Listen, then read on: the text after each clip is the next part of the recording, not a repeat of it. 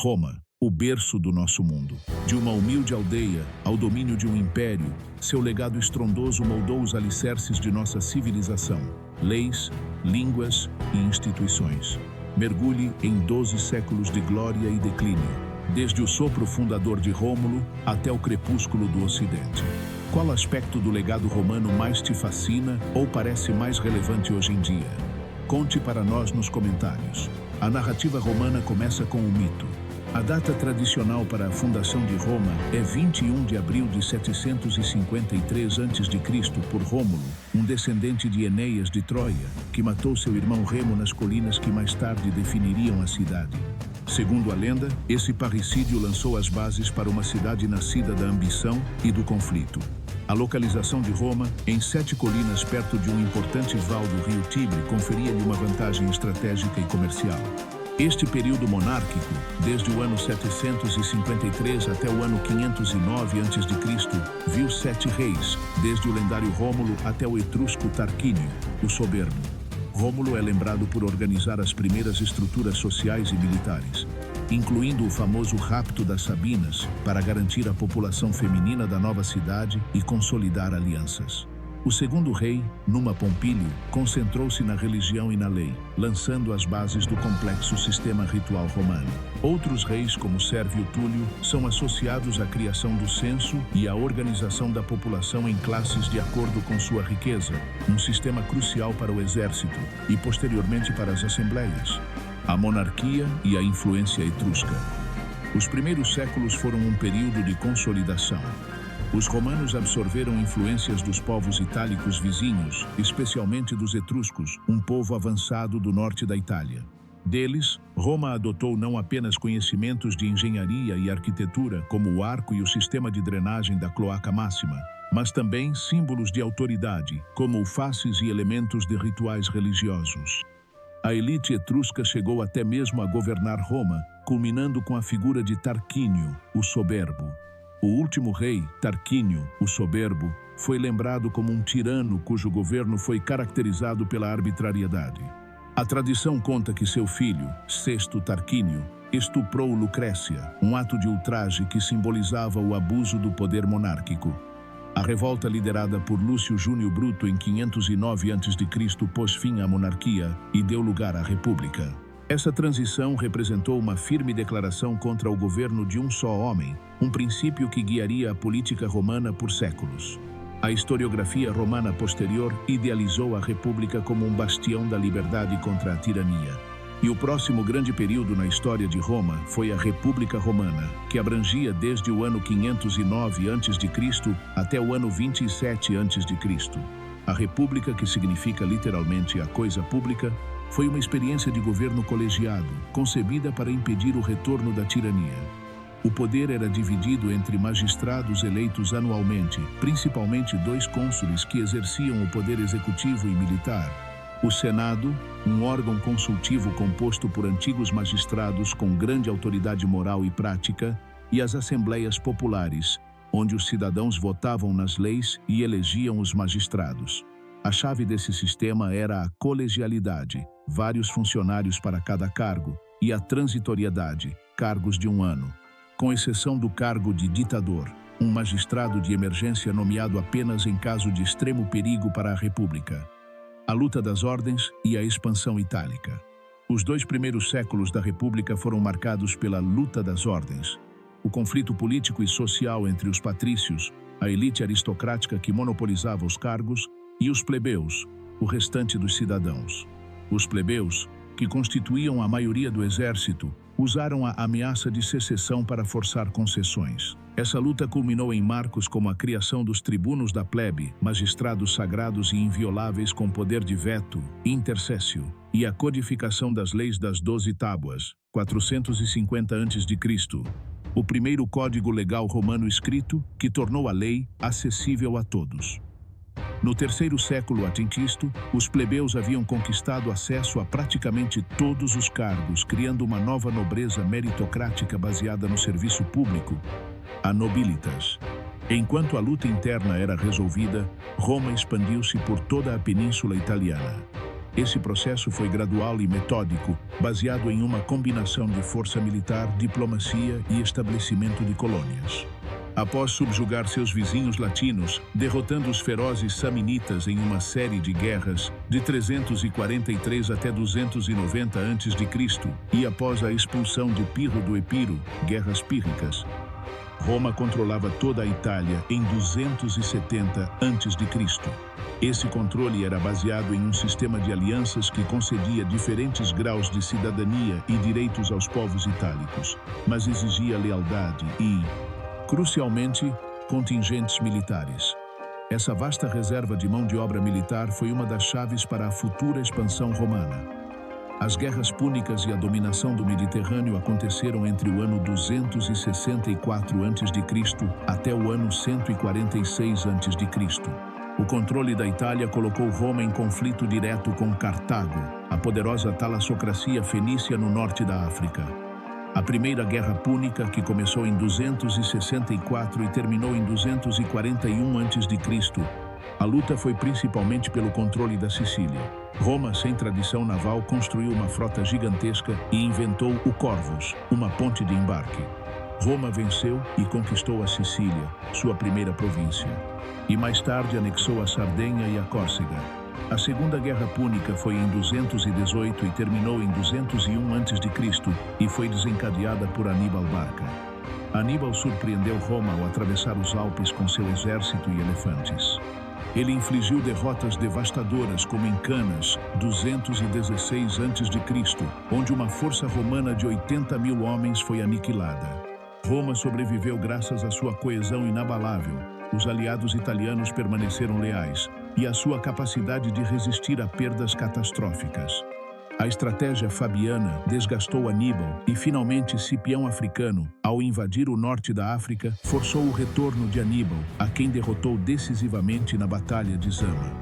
A Terceira Guerra Púnica, que durou desde o ano 149 até o ano 146 a.C., foi uma guerra punitiva instigada por Catão, o Velho.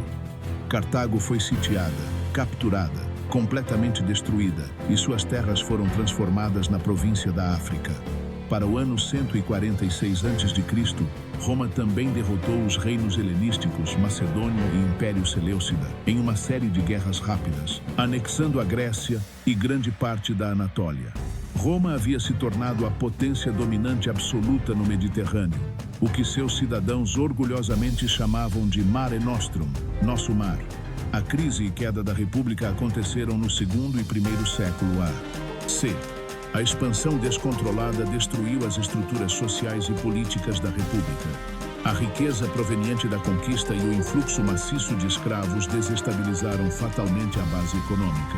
Os pequenos agricultores, a espinha dorsal do exército cidadão, voltaram e encontraram suas terras em ruínas. Essas terras foram compradas pela elite para formar vastas propriedades, latifundia, trabalhadas por escravos. O êxodo rural encheu Roma com uma massa de cidadãos empobrecidos e sem terra. No ano 133 até o ano 121 a.C., Tibério Graco tentou reviver antigas leis agrárias para redistribuir terras públicas. Seu radicalismo e sua tentativa de concorrer a um segundo tribunato levaram ao seu assassinato e ao de seu irmão Caio Graco pela facção conservadora do Senado, Optimates, estabelecendo um precedente perigoso: o uso da violência política para resolver disputas. O colapso do sistema tradicional deu poder a generais ambiciosos. Caio Mário reformou o exército, permitindo o recrutamento de cidadãos sem propriedades e obrigando os soldados a jurar lealdade ao general. Isso transformou as legiões em exércitos particulares. Isso levou às brutais guerras sociais, durante o ano 91 até 88 a.C., onde os aliados italianos lutaram pela plena cidadania romana, e as ditaduras de Sula, que se impôs a Roma pela força militar. O primeiro triunvirato, durante o ano 60 a.C., tratava-se de uma aliança política informal entre Pompeu, Crasso e Júlio César. Esse grupo de 3 homens governou efetivamente a República por meio de sua influência e poder combinados. César tornou-se imensamente rico e popular ao conquistar a Gália, entre o ano 58 até o ano 50 a.C., com um exército leal. O Senado, temendo seu poder, ordenou sua dissolução. César respondeu cruzando o Rubicão, o que desencadeou uma guerra civil contra Pompeu. Após a vitória, César se declarou ditador perpétuo. Ele introduziu reformas ambiciosas, mas a sua concentração de poder era insuportável para a elite republicana. Ele foi assassinado nos idos de março, dia 15 de março do ano 44 a.C., por um grupo de senadores. O segundo triunvirato, o ano começou em 43 a.C. O assassinato de César só provocou mais violência. Marco Antônio, Lépido e Otaviano, herdeiro político de César, formaram o segundo triunvirato. A aliança se desfez quando Otaviano e Antônio entraram em conflito. Antônio, aliado de Cleópatra VII do Egito, foi derrotado por Otaviano na decisiva Batalha de Ácio, que aconteceu no ano 31 a.C. Otaviano tornou-se o único governante de Roma. No ano 27 a.C., ele declarou a restauração formal da República, mas concentrou todo o poder em suas mãos, adotando o título de Augusto, o Venerável, e Princeps, primeiro cidadão. Este ato marcou o início da Era Imperial, pondo fim formalmente à República. Então, entre o ano 27 a.C. e o ano 180 d.C., ocorreu o que foi chamado de o Alto Império, o Principado e a Pax Romana. O período do Alto Império, ou Principado, é considerado o auge da civilização romana. Augusto estabeleceu um sistema no qual o imperador, Princeps, governou sutilmente, mantendo as fachadas republicanas. O verdadeiro poder residia na acumulação de cargos e títulos militares nas mãos do Princeps. A dinastia Júlio-Claudiana, do ano 27 a.C. ao ano 68 d.C. Essa dinastia incluía os sucessores diretos de Augusto e foi marcada por uma mistura de brilhantismo administrativo e despotismo. Augusto, também conhecido como Otávio, foi o primeiro imperador da Roma Antiga. Ele reinou do 27 a.C. ao ano 14 d.C. Ele é lembrado principalmente por ter estabelecido a paz. Ele pacificou o império, reorganizou o exército, a administração provincial e as finanças. Ele lançou um vasto programa de obras públicas e inaugurou a Pax Romana, Paz Romana, um período de 2 séculos caracterizado por relativa estabilidade interna e prosperidade. Então ele seguiu Tibério. Ele reinou do ano 14 ao ano 37 d.C. Ele era um general competente, embora de caráter taciturno. Ele continuou Calígula, do ano 37 ao ano 41 d.C. Ele se destacou por sua extrema extravagância e crueldade, tornando-se o primeiro imperador a ser assassinado pela guarda pretoriana. Ele segue Cláudio, governo do ano 41 ao ano 54 d.C. Foi notável pela conquista da Grã-Bretanha no ano 43 e pela expansão do aparato burocrático imperial. Finalmente, Nero, do ano 54 ao ano 68 d.C., ele é responsabilizado pelo grande incêndio de Roma do ano 64 d.C.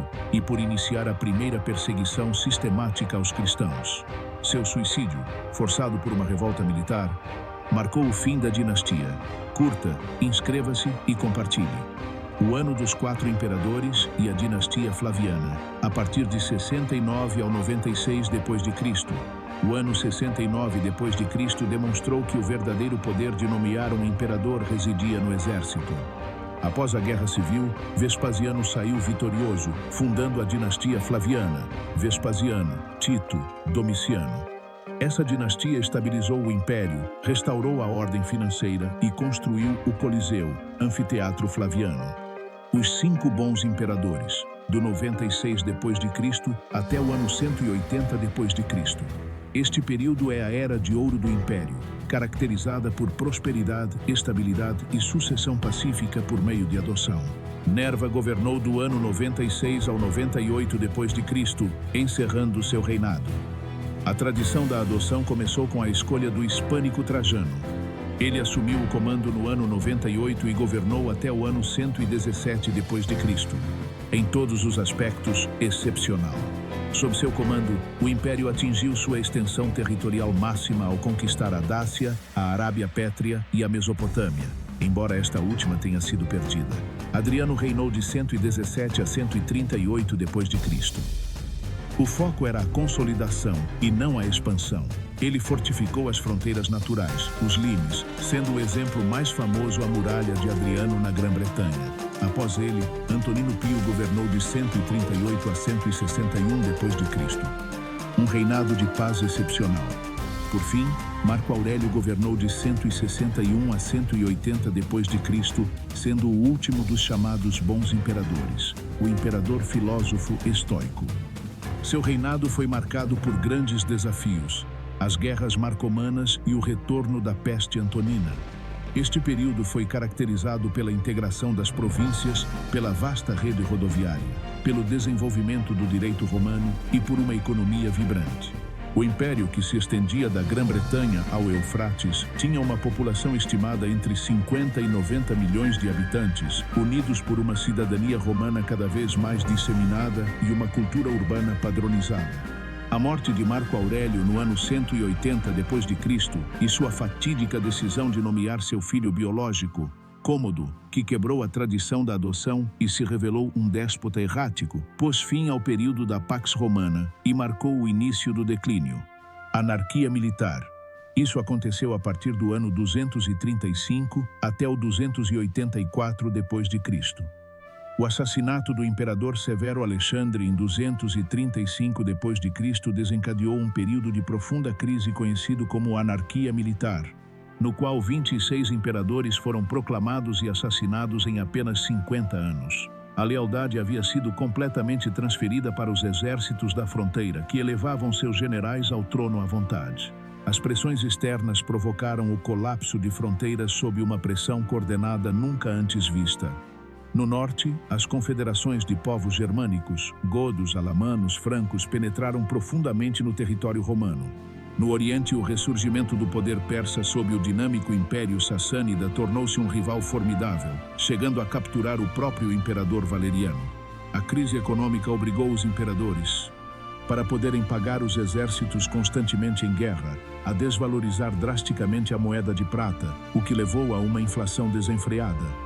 O colapso da confiança na moeda e a interrupção do comércio prejudicaram a economia urbana. Muitas cidades encolheram e as pessoas começaram a se refugiar em propriedades rurais, o germe do sistema de latifúndios e, eventualmente, do feudalismo. A fragmentação política demonstrou que defender fronteiras tão distantes se tornou impossível para um governo central. O império foi brevemente dividido em 3 entidades: o Império Gálico, que controlava a Grã-Bretanha, a Gália e a Hispânia, o Império Palmireno, que dominava as províncias orientais, e o controle imperial central, Itália, África e os Balcãs. A estabilização de Diocleciano e Constantino. Diocleciano, do ano 284 até o ano 305 d.C., resgatou o império da anarquia, implementando reformas radicais que transformaram o principado em uma monarquia absoluta. O dominato, do latim dominus senhor, um título que os imperadores anteriores evitavam. Sua tetrarquia, ele concluiu que o império era grande demais para ser governado por um só homem, dividindo o governo em 4, com 2 Augustos, governantes principais, um para o Oriente e outro para o Ocidente, e 2 Césares, sucessores e assistentes, para facilitar a administração e a defesa do vasto território. Embora o sistema tenha entrado em colapso em uma nova guerra civil após a abdicação de Diocleciano, ele estabeleceu o precedente para a divisão administrativa leste-oeste. Suas reformas militares e burocráticas dobraram o tamanho do exército e da administração civil, separando o poder militar do poder civil nas províncias para garantir o controle. Isso exigia um controle fiscal rigoroso e a atribuição forçada de ocupações, como fixar os camponeses à terra, limitar sua mobilidade e lançar as bases do colonato. Suas tentativas de controlar a inflação com o Édito de Preços Máximos fracassaram, mas a centralização do poder foi um sucesso a curto prazo. Constantino o Grande, de 306 até o ano 337 d.C., emergiu como o vencedor das guerras da tetrarquia, unificando o império sob seu governo. Ele tomou 2 decisões cruciais que redefiniram o curso da história ocidental. Cristianismo, através de sua vitória na Ponte Milvia, 312 d.C., o que o levou a promulgar o Edito de Milão, 313 d.C., legalizando o cristianismo após décadas de perseguição. O apoio dele transformou-a de uma seita perseguida na crença dominante do Império. Ele convocou o Concílio de Nicéia, no ano 325 d.C., para resolver disputas doutrinárias, vinculando o poder imperial à ortodoxia religiosa. A nova capital. Ao perceber que o centro econômico e estratégico do Império havia se deslocado para o leste, ele fundou uma nova capital no local da antiga Bizâncio, chamando-a de Constantinopla, cidade de Constantino, em 330 d.C. Sua posição estratégica e facilmente defensável na encruzilhada das rotas comerciais fez dela o novo centro de gravidade, eclipsando gradualmente Roma. Divisão e religião. A estabilidade alcançada por Diocleciano e Constantino foi temporária. A pressão nas fronteiras e as divisões internas continuaram. Teodósio I, desde o ano 379 até o ano 395 d.C., foi o último imperador a governar o Império Unificado. Embora a administração já estivesse dividida, sua ação de declarar o cristianismo como religião oficial aconteceu quando, em 380 d.C., o Édito de Tessalônica declarou o cristianismo niceno, católico, como a religião oficial do Estado. Todas as outras formas de cristianismo e cultos pagãos romanos tradicionais foram proibidos, os templos foram fechados e os Jogos Olímpicos foram suprimidos. A divisão final, 395 d.C., ocorreu após sua morte, quando Teodósio dividiu permanentemente o império entre seus filhos, Honório, Ocidente, e Arcádio, Leste. Isso não foi visto como uma partição do Império Romano, mas apenas uma divisão administrativa para facilitar a governança. Na prática, as duas metades começaram a divergir cultural e linguisticamente, latim no Ocidente, grego no Oriente, e, crucialmente, seus destinos militares e econômicos se separaram drasticamente. O Império do Oriente era mais rico, mais urbanizado e tinha melhores condições de financiar sua defesa e deter invasores. Enquanto o Império Romano do Oriente, Bizâncio, desfrutava de estabilidade, riqueza e uma capital inexpugnável, o Império Romano do Ocidente, com sua capital transferida para a mais segura Ravenna, estava ruindo sob uma confluência de fatores complexos. A queda não foi um evento isolado, mas um colapso sistêmico e gradual da autoridade central. Pressão migratória e assentamentos bárbaros. O catalisador da crise final foi o deslocamento em massa de povos causado pela entrada dos hunos na Europa Oriental, vindos das estepes asiáticas. Os hunos empurraram os povos germânicos, particularmente os visigodos, em direção às fronteiras romanas. Os visigodos, buscando refúgio do terror dos hunos, pediram permissão para atravessar o Danúbio e entrar em território romano no ano de 376 d.C. Eles foram maltratados e explorados por funcionários romanos corruptos e se rebelaram, derrotando e matando o imperador Valente na catastrófica Batalha de Adrianópolis, no ano de 378 d.C. Essa batalha demonstrou aos bárbaros a vulnerabilidade de Roma e a superioridade da cavalaria gótica sobre as legiões romanas. Começando em 406 d.C., uma enorme onda de povos, vândalos, suevos alanos, cruzou o Reno congelado, invadindo a Gália e a Hispânia. A fragilidade militar do Ocidente obrigou os imperadores a fazerem acordos, permitindo que povos bárbaros se estabelecessem em território imperial, frequentemente com autonomia, em troca de serviços militares e da manutenção da paz. O saque de Roma pelo visigodo Alarico no ano 410 d.C. foi um impacto psicológico, já que a cidade não havia caído em mãos estrangeiras desde o ano 390 a.C. Mais tarde, os vândalos. Eles se estabeleceram no norte da África, a província mais rica em grãos, e saquearam Roma pela segunda vez no 455 d.C. A perda da África foi um golpe fatal para o Ocidente. Em meados do século V, Átila e os hunos representaram uma ameaça para ambos os impérios, sendo detidos apenas por uma coalizão romano-visigótica liderada por Aécio na Batalha dos Campos Cataláunicos, no ano de 451 d.C. Nessa época, o Ocidente era um mosaico de reinos bárbaros semi-independentes, visigodos, vândalos, etc. O verdadeiro poder não residia no imperador fantoche que controlava apenas a Itália, mas sim nos comandantes militares, mestres dos soldados de origem germânica, que instalavam e depunham imperadores. O depoimento final aconteceu no ano 476 d.C. Orestes deu ao seu filho o nome de Rômulo Augusto como último imperador. No entanto, o exército germânico amotinou-se, nomeando Odoacro, um chefe érulo, como rei. Odoacro depôs Rômulo, mas em vez de se proclamar imperador, enviou as insígnias imperiais a Zenão, o imperador do Oriente em Constantinopla, solicitando o título de patrício para governar a Itália. Este ato é tradicionalmente citado como o fim do Império Romano do Ocidente. Apesar do colapso político, a romanidade cultural, jurídica e linguística perdurou. O Império Bizantino, o Oriente, sobreviveu e prosperou por mais 1000 anos, até 1453, sendo considerada a continuação direta. Sob Justiniano I foi feita uma tentativa de restauratio, e o direito romano foi codificado no Corpus Iuris Civilis, Corpo de Direito Civil. No Ocidente, a Igreja Católica preencheu o vácuo de poder. O latim evoluiu para as línguas românicas e a ideia imperial continuou a inspirar líderes posteriores, como Carlos Magno. O legado de Roma é a estrutura sobre a qual grande parte da civilização moderna foi construída.